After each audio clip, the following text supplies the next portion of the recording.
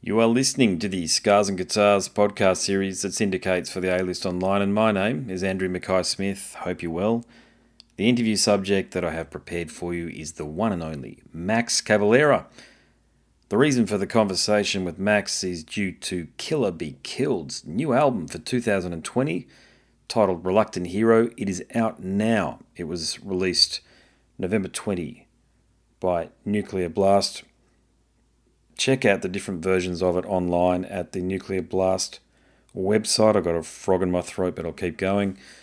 Apart from that, we talk about a bunch of other stuff. You who listen to the podcast fairly regularly will know that I introduce a whole range of topics into the conversation, so expect a bunch of great banter, but I will let the cat out of the bag on one.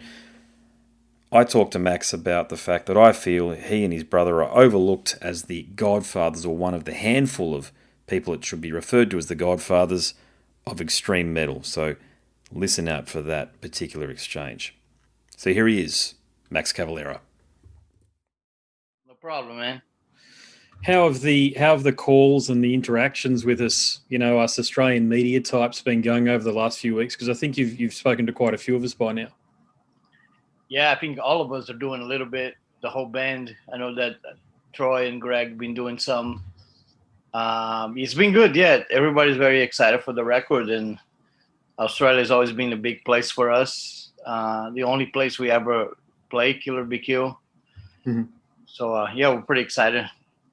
Yeah. Well, look, we've had several conversations over the years, and look, I think you're mining such a fertile creative vein these days. It kind of feels a bit like a second coming, because look, I'm an old fan. I've explained this to you in the past, but for me, like Beneath the Remains and Arise are just two of the most essential statements in heavy metal history. But what you're doing now with Killer Be Killed and on Soulfly's Ritual 2 is still an album I listen to, by the way. It's sterling stuff. But I feel like as though you set yourself up for another 40 years, because believe it or not, that's actually how long you've been doing this for now. But just focusing on Reluctant Hero, I've spoken to Greg and Troy already, but the four of you, including Ben, of course, you've just produced something sterling here on Reluctant Hero. So you must be thrilled with how things are going for you so far. Yeah, it's very exciting. We worked very hard on this album for a long time. It was a slow process of, jamming and then going away for 6 months and jamming again, going away for another 6 months. And this process went on for 5 years. Never done a record that's this slow, but it was cool, man. When we entered this, we did everything together too. There was none of that file sharing stuff that other bands do. We didn't want to do any of that. We wanted to keep it all old school and organic. So I'm very pleased with the results. Killer BQ it's a different thing for me. I get to do different things on it. I get to explore my more melodic riffing side a bit together with a heavy riffing, and then I get to do some heavy vocals, but not really the typical. Doesn't have that many hooks like some of the Soulfly Sepultura stuff has. It's a little bit more abstract, but it's really fun, and I really enjoy it. I enjoyed the guys a lot. We were good friends, and of course we enjoyed being in the band, because this record feels more like a band than anything else, than anything we ever done. This one is really hits like a band focus, kind of like a real band, So it's not really a project anymore, more like a real band feeling to it, which I think is cool. So that's such an important point, because you can't make music that's this cohesive unless you really are a band, given how strong the four personalities. I mean, three of you are household names, for God's sakes, at this point, and it's I hate using the term supergroup, but I'm sure you've heard it being used in conjunction with Killer Be Killed. But I mean, it does allude to another fact, and I think I asked this of both Greg and Troy, so I'm interested to hear your take on things. But did you have any creative differences? Because with such, iconic people in the one rehearsal room, man, it can either go really right or really wrong. Yeah, I mean, no, not really. We really enjoy. I think what's cool about it is that nobody really brings any egos to this, which is really, I think that's the key element, is that we don't have any big egos coming in, but we all know and respect and are in awe of the next person, you know. So Mm. it's more like working with a guy that you really like, and you are actually excited to hear what he's gonna bring to the table. I'm excited to hear Troy's riffs and Greg's riffs and their vocal ideas. Um, so the friendship and the excitement of being in this group, uh, yeah, it's much bigger than egotistical things. You know, Mm. we don't really. Plus, we don't need to really say. I don't need to remind them. Yeah, I'm the guy that wrote Roots. I'm the guy that Yeah. they know this. You know, so it's like we don't need to go there. But no, not really friction or more a little bit of butting the heads. I mean, they were Mm. trying to convince me to sing a little more on "Reluctant Hero," the song, and I didn't Mhm. want to ruin the song. I told them that. I told them I think it's a cool song, man. I think I should not get too involved because I'm gonna ruin it. It's you know it, I have a special kind of vocals that works really good for some things, but in this song, it's gonna ruin the fucking song, and it's a beautiful song. And Yeah. I don't want to be the guy that ruined the song. So I told them that, you know, and they were like, okay, that's cool. So they just, you know, I sing 2 lines on it, and I'm very happy with that. You know, it's my contribution is in different areas on the record, or you know, like a lot of riffs and structure ideas and songwriting kind of things. So Yep. I think we all have different roles, and because of that, I didn't feel the need to sing in a lot of the other places too. I think we kind of split the vocals, Mm. I guess, equally, but I do sing a little less than the other guys, but it's okay. I'm okay with that. Mm. You can hear your guitar playing. Whenever your guitar comes in, it's like, yeah, there's Max right there. So that's one of the most identifiable things. And I think his singing on this album's great too. But the conversation I had just before you was with Mike Campbell. Now he's currently Fleetwood Mac's guitarist, but he was also Tom Petty's offsider. And he shared a story with me, much like the one that you've just shared, about when he was invited along to do the Travelling Wilburys session. And of all people, George Harrison was asking him, or I think collectively the group was asking him, because of course that band had like Bob Dylan in it, and Roy Orbison, of course, you know. But I think George or Roy or somebody was asking him to do the slide guitar solo that's in Handle with Care. You know that song, that iconic song that's just out there everywhere. And Yeah, yeah, and Mike had to say, I don't think that's right. I don't think you should do this, because he has high self awareness, like you obviously do too. And of course, that iconic guitar solo ended up being done by George Harrison. So I think you got a bit in common there, if you know what I'm saying. It might be a bit different in terms of the scenario, but it's always great to hear yeah, musicians who know their strengths and weaknesses, if you know what I'm saying. yeah. I don't really have a problem like at all with that. You know, like it doesn't hurt my ego, or I'm looking after the record. You know, I'm looking Mm. out for the best of the record as a full picture result. So I think for me, I'm looking out for this is the best thing we can do for this song is to have Les Max in this song, and we save it some other stuff. My participation in the other parts, I'm very happy with it. You know, in fact, one of the coolest things was in in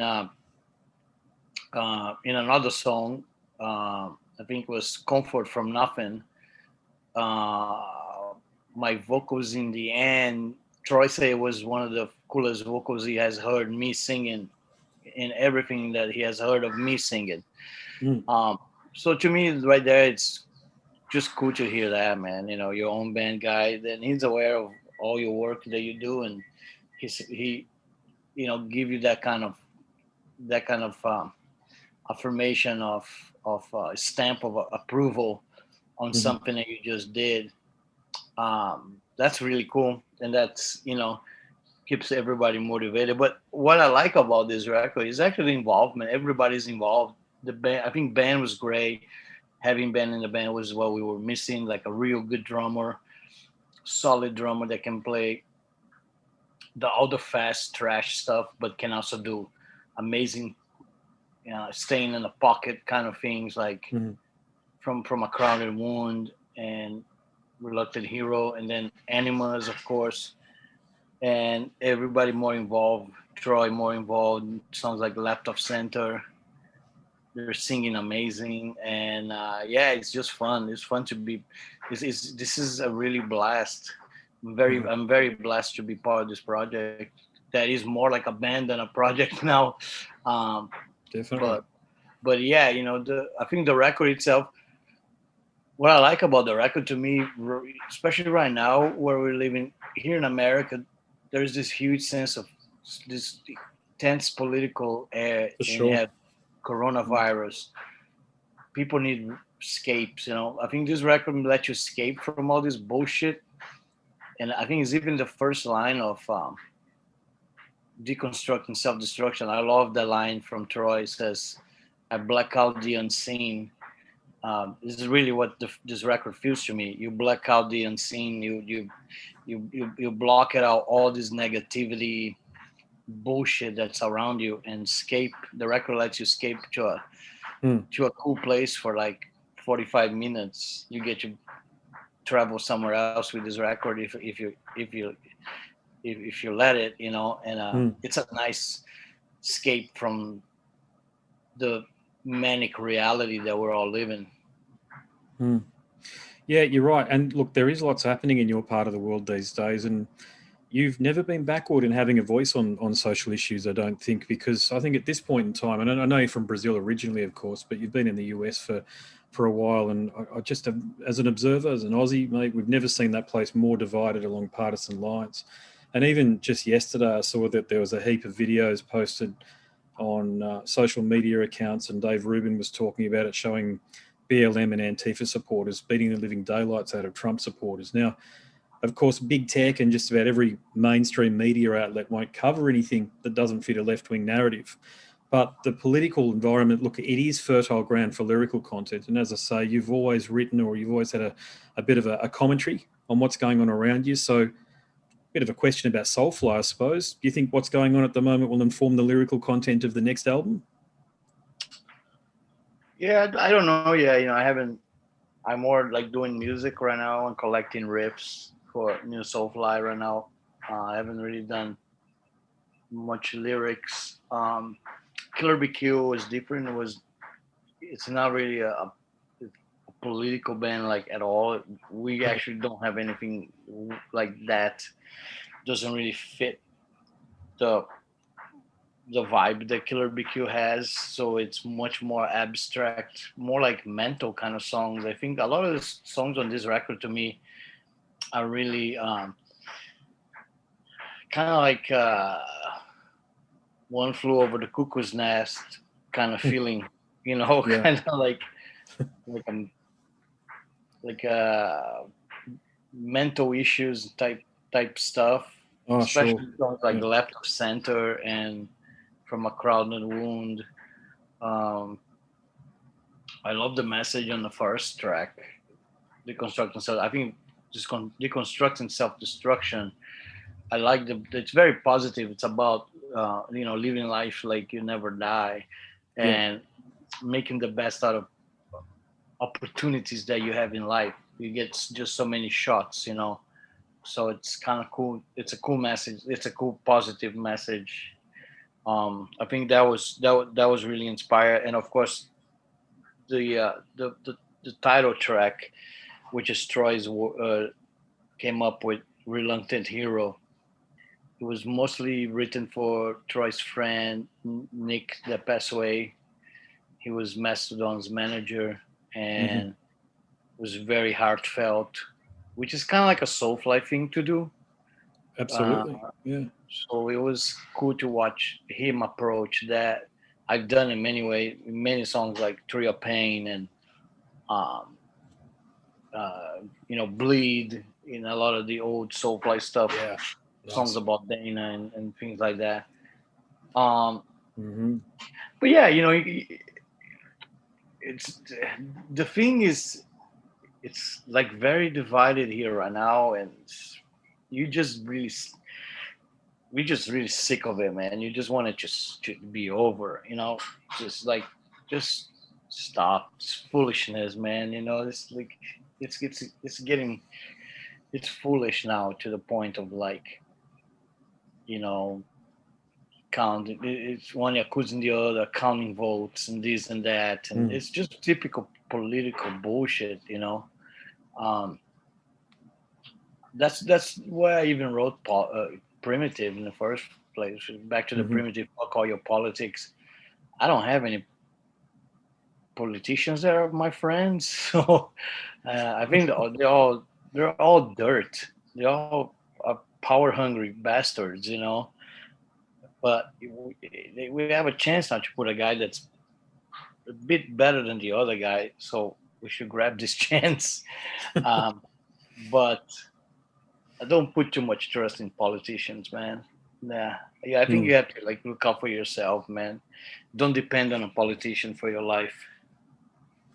I agree. You're seeing a lot of that now these days. I just think with some of the youth, they've gone so idealistic. They forgot that a lot of ideals need to apply in the real world, and they're trying to rearrange this so-called real world to fit a narrative, and it's very strange to see at the moment. I was just talking to my daughters go to a local school here, and talking to the grandmother of another one of the kids, and she grew up in Norway. And she was telling me about her uncles, how they were beaten senseless. And I actually think she said one of them was killed by the Nazis at the time. So people like you and I and my grandfather fought in World War II, we're a bit more connected to the past and some of the ills of the past. But this new lot that are coming through, mate, seem to have this polarity where they've got to go either mainly extreme left. I know there's a few on the extreme right, but mainly to this extreme left, to this socialist perspective, which is murderous in my opinion. No, we're not here to talk about politics, but I think you can see it manifests in this polarity at the moment. And I do fear for the next 5 years or so, the short term. I think in the long term and the midterm, we're going to be okay. And I credit yourself and other great extreme metal musicians for giving people who are fans of the music an outlet, because God knows if there's any time we've ever needed heavy metal more, it's right now. And that's why I think what you're doing with Killer Be Killed and Soulfly is so important moving forward. Yeah, and there's still I still enjoy political messages, and some of them are quite strong. I think if you look at an album like Chaos AD, is very even though it was done 20 years ago, it seems like a lot of the songs fits the world right now perfect like a glove, even more than when it was written. Or Nailbomb, Nailbomb, perfect example. A lot of the songs in Nailbomb, we were doing a tour of Nailbomb like 2 years ago, and it was fantastic how and kind of creepy how those songs that were 20 years old, they fit the times now better than they did when we wrote them in the first place. Yeah, I agree actually. Yeah. So I mean, I probably would do more of that kind of stuff, because I do enjoy having a voice, and I think it's important for us to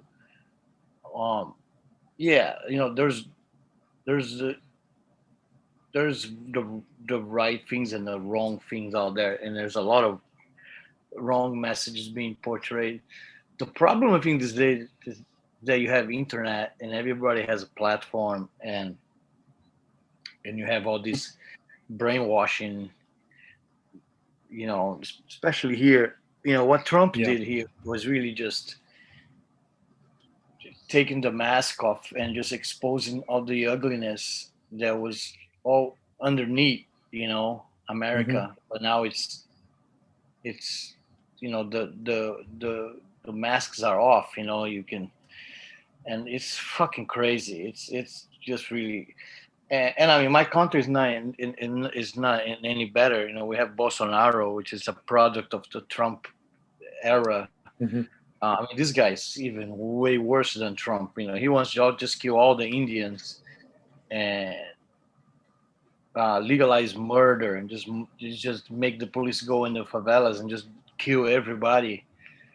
I mean, this guy is a sick bastard. he's in control in Brazil. Hopefully, Brazil wakes up too and makes a change in the future too. But um, a lot of when we're in times like this, a lot of good music comes out of it. So it's the same with the Yes. same 70s. You have the Vietnam War, so you had all that great music come out. Creedence and Clearwater and the Woodstock, all the revolutionary Jew Scott Heron, all that great stuff. Yeah. And then 77 the punk stuff. Maggie Thatcher, Margaret Thatcher, and all the punks came with that great music came out of that. In America in the Reagan years, great music came out of that. So now probably is a good time for good shit to come out. So next year, especially with COVID, man, a lot of people at home writing their brains off. I think we're going to see a lot of music next year. Yeah, agreed. And a lot of tours, I think, throughout 2021, if either a vaccine appears or whether herd immunity starts working and the rates of infection stop being so disastrous, if you know what I mean. But I'm in no hurry of touring. Like whenever it's safe to do it, and But I'm not like some of the guys like desperate. We have to. I mean, it's gonna be ugly anyway because there's like a billion bands trying to tour at the same time, and nobody's even I think realize that's gonna happen. It's gonna be a shit show, man. It's gonna be a fucking crazy situation. But I'm just gonna use my time the best I can. I stay busy here at home doing the Max tracks every Tuesdays, Saturdays. Yep. Love that, by the way. Oh, thank you. Appreciate it.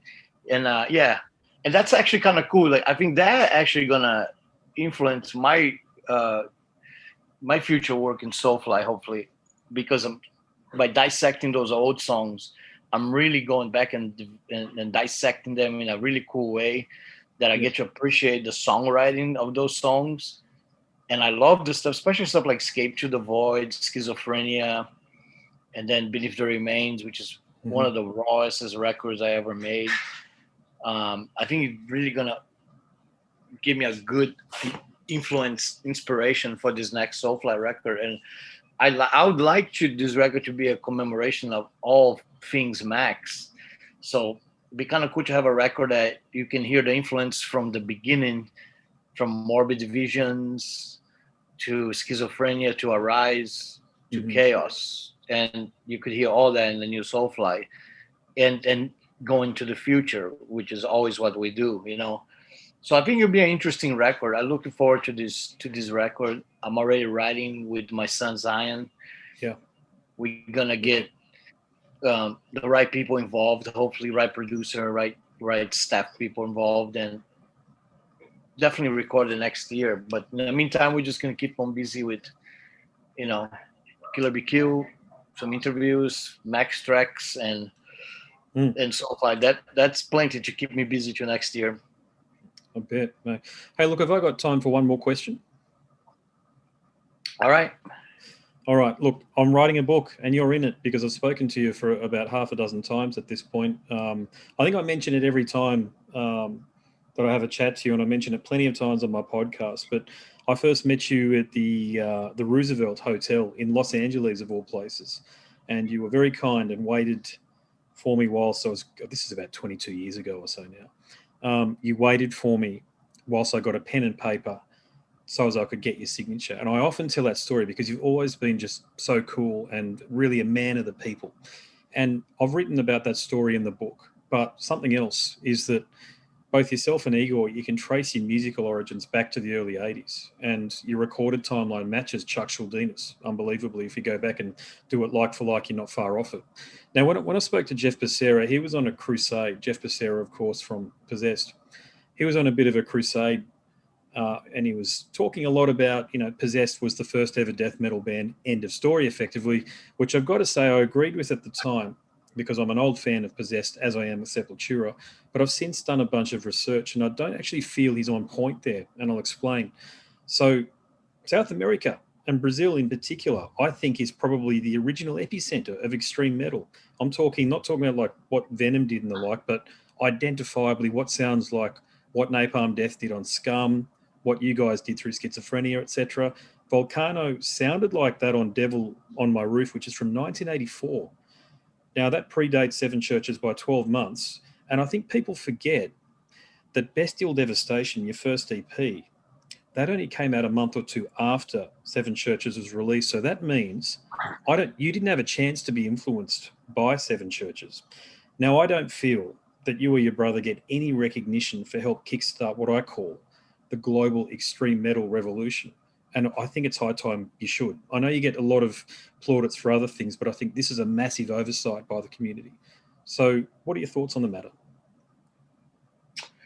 Yeah, I mean, the extreme metal definitely was big in Brazil, you know. And you're right, Volcano is one of the oldest bands in Brazil, together with Dorsal Atlantica. You know, they were playing before us. We played together when we were releasing, you know, when we start touring for Bestial Devastation and stuff. Yeah, I mean, the influence of those records. I mean, they had a big influence on a lot of the black metal stuff. You know, from talking to the Mayhem guys to, you know, I see all these black metal bands covering the Morbid Division stuff, like Urge Hall, covering Funeral Rites, and Mayhem covering, you know. Or not, Mayhem covering Troops of Doom when they play Bellow. They told me that story, and yeah, it's cool to know that there's a huge respect from those bands. But you're right, we don't really get credit. Not at all. We get it's more about to talk about other things, other bands and stuff like that. And I mean, I was writing to Chuck from Death. You know, back in the day, where he was one of my first pen pals in America, and that was before Scream Bloody Gore, which is one of the, you know, to me probably my favorite death metal record of all time is probably Scream Bloody Gore. Nice. Seven Churches up there, of course, you know,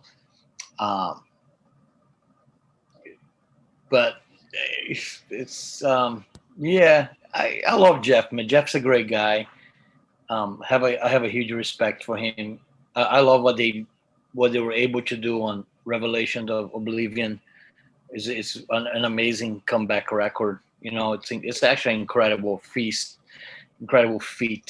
to do it. And I tip my hat off for him for that. But yeah, you know, me and Igor always talk about that, like, because we were very young at that time, and I think Igor's drumming. I think when you listen to Antichrist, I was like the first blast beat that you can hear. You know, I don't know. Of course, the guy from Sarcophago got credit right after that because their album came out just a little bit after Bestial Devastation, and he ripped off Igor's drumming and got the credit for the blast beat. And then Napalm Death, of course, right after that. But Igor was doing blast beat on Antichrist on Bestial Devastation. That's for sure. That's a sure fact. So I thank you for that, man. That's cool. I really appreciate that. Yeah, it's something. Hosting a podcast series as I do, having conversations with so many people like yourself, Jeff. You know, everybody's cool, by the way. It's certainly not designed to elicit any kind of debate that's going to put anybody at a disadvantage, that's for sure. But I remember talking to Jeff, and he was he was on I've spoken to a few other musos about it, but Jeff was definitely on a crusade there to claim what he felt was rightfully his. And I thought at the time, because I think I had Seven Churches. I bought it in a secondhand record store in like 91 or something like that, like a really shitty old copy. I listened to it. It didn't stay with me too much, I've got to say. The most notable thing for it was, I actually got it because Larry Lalonde was on it, and I was a massive fan of Primus. So that's way back in those days. But I think Jeff Jeff's a good guy to your point too, yeah, and certainly deserves whatever accolades he gets. But I just don't like the way you guys get overlooked. I don't think it's fair. I don't think it's right. I know that you've both had successful careers in the industry since then, of course. But I try to read some of these books that are by subject matter experts, for heavy metal subject matter experts, and they always leave you guys out.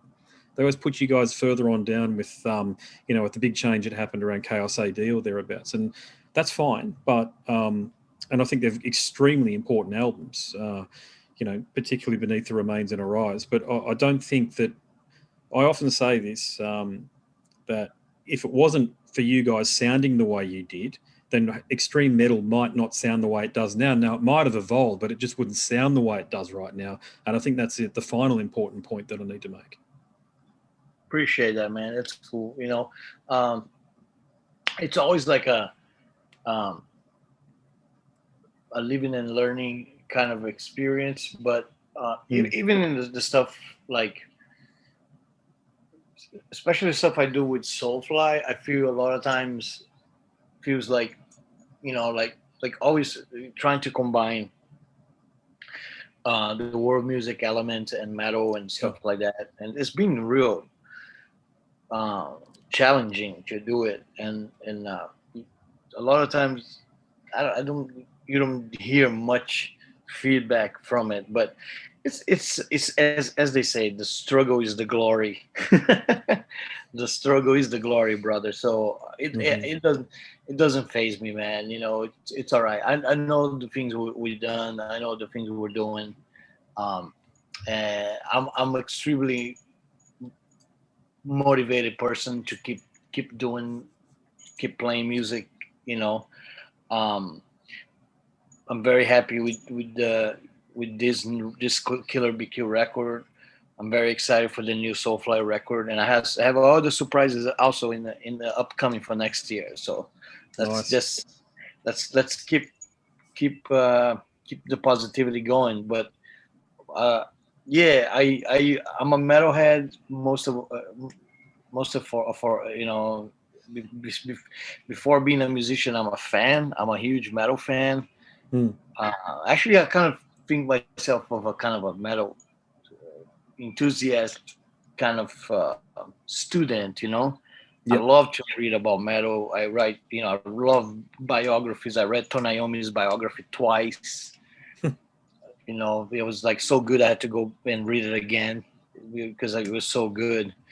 And I like, awesome. I like playing with other musicians, man. This is why you learn so much from all of them, from, working with like Mike Patton to Sean Lennon, to underground guys like Todd from Nails and Travis from Cattle Decapitation. Yep. It's cool, man. It's cool. It's like, it's fun and I enjoy it. I'll probably, look for more guests, hopefully on the next Soulfly record.